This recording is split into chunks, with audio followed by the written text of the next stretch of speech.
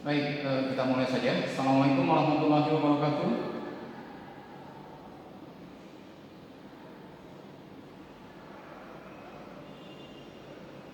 Selamat pagi, salam sejahtera bagi kita semuanya. Apa kabar?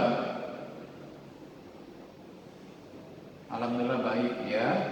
Ya alhamdulillah puji syukur ya semuanya dalam keadaan baik. Saya juga lagi semangat-semangatnya dan alhamdulillah sehat. Kenapa semangat? Karena hari ini ketemu dengan adik-adik mahasiswa yang ganteng-ganteng, yang cakep-cakep ya, yang penuh semangat karena baru memulai perkuliahan ya, semester 1, semester baru ya. Harapannya teman-teman tetap semangat sampai nanti tamat kuliah, jangan putus di tengah jalan ya, karena kuliah itu penting untuk masa depan teman-teman.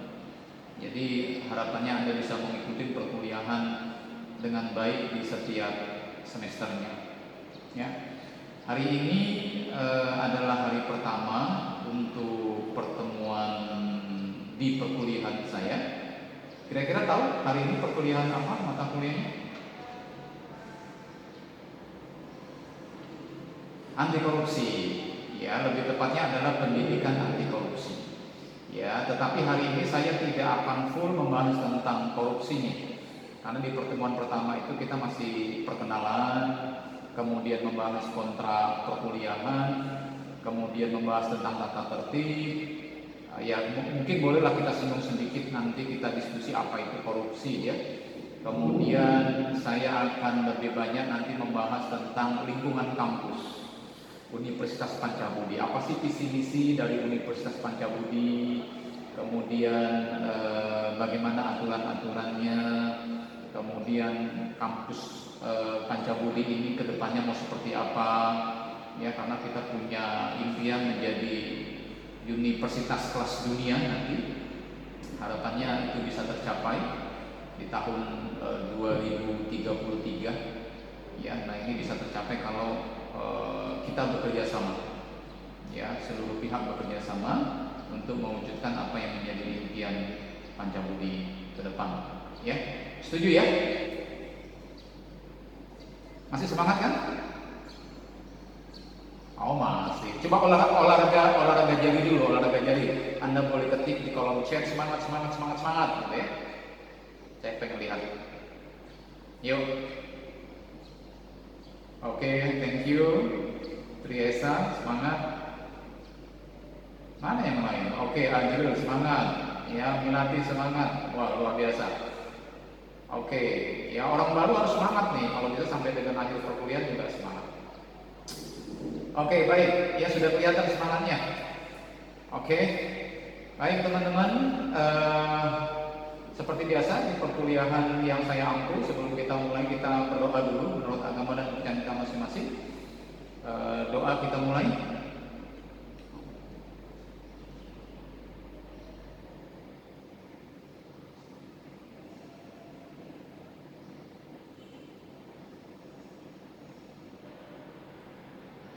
Doa selesai. Teman-teman, hari ini sudah pertemuan yang keberapa untuk perkuliahan, bukan mata kuliah saya, artinya dari mulai Anda masuk, ini perkuliahan yang keberapa? Sudah ada 5 mata kuliah yang Anda pelajari ya. Kira-kira asik nggak sih jadi mahasiswi? Asik ya? Oke. Ya, sebenarnya semua kalau dinikmati itu asik. Ya, apalagi kalau dilakukan. Ya, teman-teman masih bersyukur gitu ya, bisa kuliah pagi, kemudian dibiayai oleh orang tua untuk belajar, tinggal Anda fokus untuk belajar. Kalau saya dulu sambil bekerja kuliahnya, malamnya bekerja karena kerjanya masuk malam, sorenya kuliah. Ya, karena saya kerja di di perusahaan yang menggunakan shift. Jadi itu sudah saya rasakan kerja sambil kuliah. Oleh karenanya teman-teman harapannya bisa memanfaatkan apa yang sudah diberikan orang tua untuk fokus belajar. Ya, baik, bersama saya Irwan Syam, 1 jam ke depan kita akan bersama-sama. Sudah ada yang pernah melihat wajah saya? Belum ya? Jangan-jangan kita tetangga nih. Ya, ternyata mahasiswa saya tetangga saya gitu. Ya, kita akan kenal-kenalan dulu ya, santai-santai saja. Hari ini tidak ada pelajaran yang terlalu fokus kita pelajari, karena memang kita di pertemuan pertama adalah perkenalan ya, atau pendahuluan. Oke, saya akan share screen terkait materi kita pada pagi hari ini.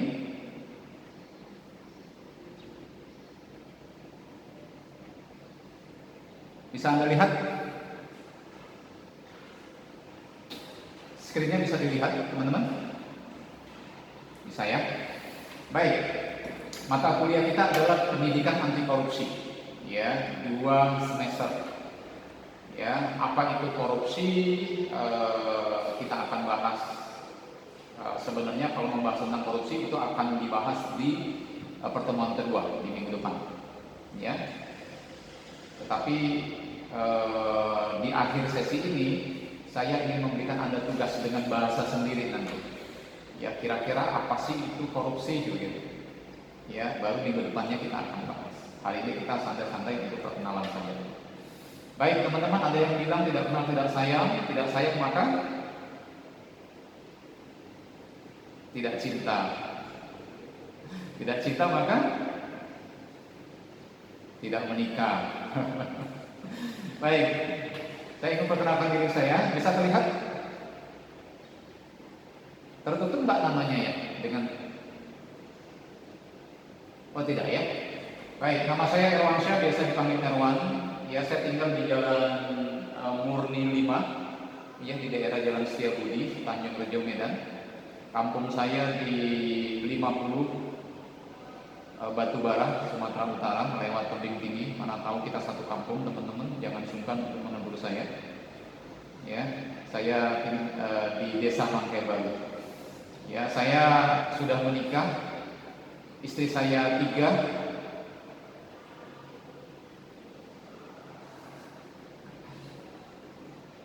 Kan belum selesai. Belum selesai obrolannya. Istri saya 3 anaknya. Ya kan tadi masih sebatas istri saya 3 sudah langsung dipotong. Ya, istri saya 3 anaknya. Paling besar itu SMA kelas 2 atau kelas berapa sih sekarang istilahnya saya lupa ya. Ya kelas 11. Ya, nomor 2 itu masih SMP, nomor 3 itu SMP kelas 1, nomor 2 itu SMP kelas 3. Ya, tapi nggak kelihatan seperti anaknya 3 ya, seperti masih semester 8. Ya, baik, saya saat ini masih bekerja, teman-teman, di sebuah perusahaan multinasional company, yaitu di MNC Group. Anda boleh lihat pengalaman saya terakhir itu sebagai Regional Sales Head MNC Live. Kalau Anda punya TV, ya ada RCTI, GTV, MNC TV, itu bagian dari grup perusahaan saya. Ya, kalau Anda suka nonton sinetron yang lagi hit sekarang apa di RCTI? Oh, Ikatan Cinta ya. Yang pasti bintang utamanya itu masih ada hubungan saudara dengan saya. Kalau di sana Arya Saloka, saya Erwansyah Loka, pakai tanda tanya ya. Nah, selain saya bekerja di perusahaan milik MNC Group, saya juga sebagai dosen tetap di Prodi Manajemen.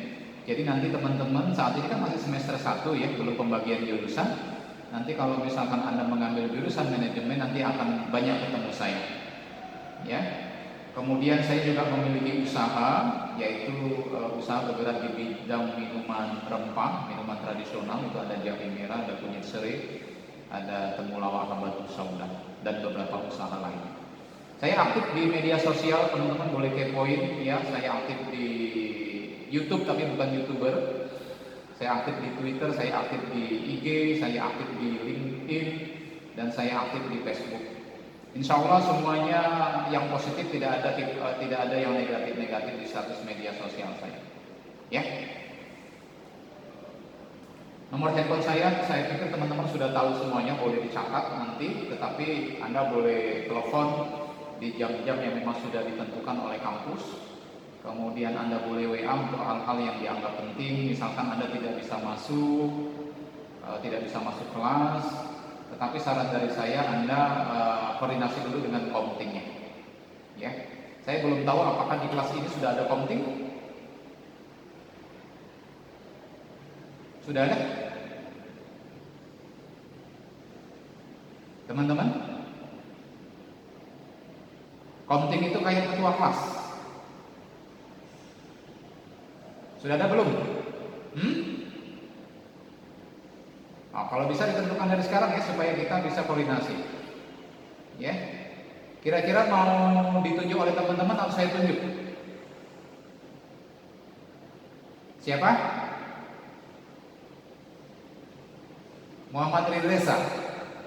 Oh, Muhammad Rireza ya. Oh ya, oke. Ya. Setuju ya semuanya Muhammad Rireza jadi komting di kelas saya? Setuju ya? Oke, ya selamat Muhammad Rireza, karena kamu juga tadi yang paling semangat ya menjawab salam dari saya, semangat. Ya, karena semangat itu paling penting teman-teman dalam banyak hal. Ya. Jadi semangat itu sebenarnya menentukan kualitas rezeki kita. Ya, termasuk rezeki belajar itu juga rezeki. Kenapa semangat itu menentukan kualitas rezeki? Karena pada saat kita semangat maka hati, pikiran dan tindakan itu jadi semangat.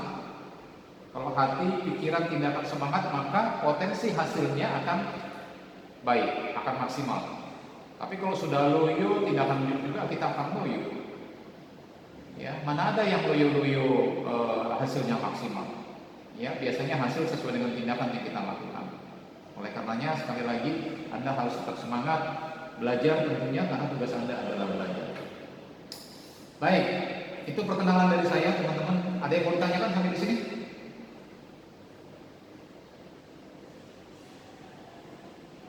Tidak ada?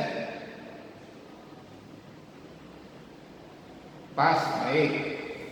Kalau tidak ada saya lanjut teman-teman. Tata tertib di kuliah daring, di mata kuliah yang saya ampuh, yang pertama Anda harus hadir tepat waktu, batas toleransinya itu 10 menit. Ya, dari jam yang sudah ditentukan. Lewat dari 10 menit saya anggap tidak hadir, tapi Anda boleh masuk. Ya, untuk mengikuti perkuliahan. Saya pikir cukup fair ya, Anda sudah bayar uang kuliah, masa nggak boleh sih dapatin ilmu? Ya, jadi harapannya Anda bisa hadir tepat waktu. Ya. Kemudian kameranya harus on, nanti saya bisa cek satu persatu. Ya. Karena hakikatnya belajar online ini adalah beda tempatnya saja. Ya, beda tempatnya saja, tetapi prosesnya tetap sama. Ya.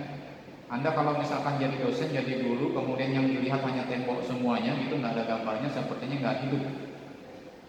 Ya, proses belajar mengajarnya. Jadi harapannya kameranya harus on pada saat di kelas saya. Kalaupun misalkan Anda harus menonaktifkan kamera dengan alasan tertentu, misalkan lagi sakit, wajahnya lagi dioperasi, ya, kepengen mirip Ananda Manovo misalkan, ya, boleh, ya, nggak on kamera. Ya, atau Anda izin sebentar mau ke kamar mandi atau mau ke mana, boleh, Anda off kamera, nggak ada masalah. Ya, Anda tinggal cek aja di kolom chat. Baik busananya ya, karena online bebas, rapi dan sopan. Ya, harapannya tidak menggunakan kaos oblong, tapi kalau mau kaos berkerah juga silakan. Ya. Baik, teman-teman. Mata kuliah kita adalah pendidikan anti korupsi. Ya. Pasti memiliki tujuan kenapa Anda belajar pendidikan anti korupsi. Ya. Tujuannya adalah setelah Anda belajar mata kuliah ini, diharapkan yang pertama, Anda mampu mencegah diri sendiri agar tidak berperilaku koruptif. Ya, koruptif itu sifat yang untuk menguntungkan diri sendiri. Ya, dan tidak melakukan tindak pidana korupsi. Harapannya begitu. Ya, minimal Anda, karena Anda belum bekerja, ya tidak korupsi waktu, tidak korupsi yang lain-lain lah begitu ya. Baik, kemudian harapan kedua setelah Anda belajar mata kuliah ini, ya, Anda punya kepekaan yang kuat terhadap perilaku koruptif. ya, yang menyebabkan mahasiswa berusaha tidak melakukan tindakan koruptif sekecil apapun, baik yang terkait uang ataupun lainnya. Ya, misalkan Anda ditunjuk nih oleh teman-teman nanti di kelas pada saat sudah kelas offline, jadi bendahara kelas mengumpul uang, ya, untuk hal-hal yang bermanfaat di kelas tersebut, tetapi uangnya digunakan korupsi kecil-kecilan, gitu. Ya, tolong teman-teman untuk di mute. Naila, Faisal, bisa di mute, ya, supaya tidak bocor suara saya. Oke, Naila saya mute ya. Nah, kemudian yang ketiga, ya, diharapkan setelah Anda belajar mata kuliah ini, ya, Anda mampu mencegah orang lain untuk tidak berperilaku koruptif. Ya, mana tahu di lingkungan Anda punya saudara, ya, atau punya kenalan di tetangga kanan kiri kita, mohon maaf misalkan ada Pak RT, Pak RW gitu ya, dia melakukan korupsi kecil-kecilan, ya, kalau bisa mungkin bisa dinasihati gitu, ya, atau dilaporkan, nanti ada wadahnya juga kalau memang itu merugikan orang banyak. Ya, nah ini yang keempat, mahasiswa memiliki keberanian untuk mengingatkan keluarga, kerabat, teman-teman di lingkungan sekitar, ya, atau memberikan informasi-informasi yang sifatnya edukatif tentang korupsi dan anti korupsi. Ya. Kemudian yang kelima, yang terakhir, mahasiswa mampu mendeteksi adanya perilaku koruptif dan memberikan respon, termasuk melaporkan ke pihak terkait. Ya. Nah, itu harapannya setelah belajar pendidikan anti korupsi. Ya. Baik, metode pengajaran di kelas saya ceramah, buku yang digunakan, ya, ini saya dapat referensi, itu ada buku dari Andi Hamzah tentang pemberantasan korupsi ditinjau dari hukum pidana. Kemudian ada Eko Handoyono, ada Evi Hartanti. Saya tidak mewajibkan Anda untuk beli buku, tetapi kalau misalkan Anda mau cari referensi, tidak dilarang juga untuk dibaca-baca. Ya, kenapa saya tidak wajibkan? Ya, mungkin kalau beli bukunya mahal begitu. Ya, saya akan berikan nanti materinya setelah perkuliahan melalui Komting. Nanti Komting boleh chat saya ya untuk nomornya. Ya, dan materi perkuliahan saya akan upload di portal. Teman-teman, saya pikir sudah diberikan cara bagaimana untuk mengupload di portal. Ya. Baik. Kemudian materi kita selama 1 semester, ya, atau 14 kali pertemuan di luar dari UTS dan UAS. Yang pertama pendahuluan, hari ini kita masih perkenalan, membahas kontrak perkuliahan dan aturan-aturan. Kemudian yang kedua kita baru membahas tentang apa itu korupsi. Ya, pertemuan ketiga kita membahas tentang faktor penyebab korupsi, keempat dampak masif dari korupsi, kelima nilai dan prinsip anti korupsi, sampai dengan di pertemuan terakhir sebelum UAS itu ada gerakan anti korupsi di kampus Pancabudi dan perilaku diri sendiri. Ya, mudah-mudahan ya selama 1 semester ini ya proses belajar mengajarnya berjalan dengan lancar, kita bisa melewati semua materi-materi selama 1 semester ini. Ya. Baik teman-teman, saya lanjut. Sudah pernah diajarkan bagaimana cara untuk mendapatkan nilai atau perhitungan nilai Anda nanti di akhir semester? Sudah? Sudah atau belum? Oh belum ya. Baik, jadi untuk mendapatkan nilai akhir ya ada 5 komponen atau 5 komponen menentukan nilai Anda dengan bobot yang berbeda-beda. Yang pertama itu ada komponen etika. Etika itu termasuk kehadiran, ya, termasuk tingkah laku Anda pada saat belajar. Itu di bobotnya 10%. Itu yang menilai nanti juga dosen pada saat tatap muka atau bertemu. Kemudian komponen kuis itu 10%. Kuis itu kayak pertanyaan dadakan dari dosennya, ya, atau tugas dadakan, ya. Kemudian bobotnya 10%. Kemudian komponen tugas 10%. Ya, tugas-tugas yang diberikan oleh dosen. Hari ini saya sudah mulai berikan tugas. Nanti tugasnya di akhir di slide ini saya akan jelaskan. Kemudian komponen ujian pertengahan semester itu 30%. Kemudian komponen ujian akhir 40%. Ya. Contohnya begini. Misalkan sikap dan kehadiran Anda lengkap nih, hadirnya selama 14 kali pertemuan Anda hadir di luar dari UTS dan UAS. berarti nilainya 10%, sorry, 100% itu bobotnya. Cuma karena di komponen etika dihitung 10%, ya, maka nilai Anda adalah 10 kalau Anda hadir semuanya. Tapi kalau misalkan Anda ada 2 kali tidak hadir, ya, maka perhitungannya adalah 12/14. Karena kalau Anda tidak hadir 2 kali, kalau yang dihitung adalah 14 kali pertemuan, berarti Anda hadir kan 12 kali, berarti 12/14 dikali 100 sama dengan 85. 85 dikali 10% bobotnya berarti nilai Anda 8,5 kehadirannya. Ya, jelas ya teman-teman ya. Kemudian komponen kuis 10% sama juga perhitungannya. Kalau Anda dapat kuisnya nilainya 100, ya, maka Anda akan dapat nilai itu 10.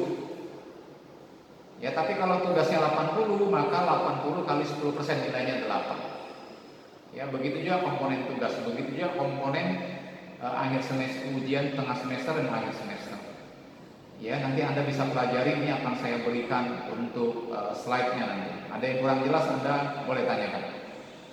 Kira-kira cukup jelas? Saya akan berikan contohnya. Ya. Nah, kalau misalkan nilai Anda sebentar ya. Nah, kalau misalkan nilai etika Anda, misalkan hadirnya hanya 8,5 tadi, 12 kali pertemuan. Berarti nilai etikanya 8,5. Kuis, ya, nilai Anda 80, berarti nilainya 8. Karena 80 dikali bobot 10%, 8. Nilai tugasnya sama, contoh ini, ya, 8. Ya, karena 80% nilainya. Kemudian UTS, ya, nilai Anda 24. Ya. Karena apa? Nilai Anda 80%. Nilai Anda 80 dikali 30%, ya, sama dengan 24 nilai. Kemudian nilai UAS, ya, 40% bobotnya. Misalkan nilai Anda 80, berarti nilainya untuk perhitungan dalam perhitungan angka itu 32. Jadi kalau ditotalkan nilai Anda itu totalnya 78,5. Nilainya apa 78,5? Nilainya adalah B. Ya. Nanti saya akan berikan. Kita tidak membahas terlalu fokus tentang hal ini. Ya. Baik. Ada pertanyaan sampai ke sini?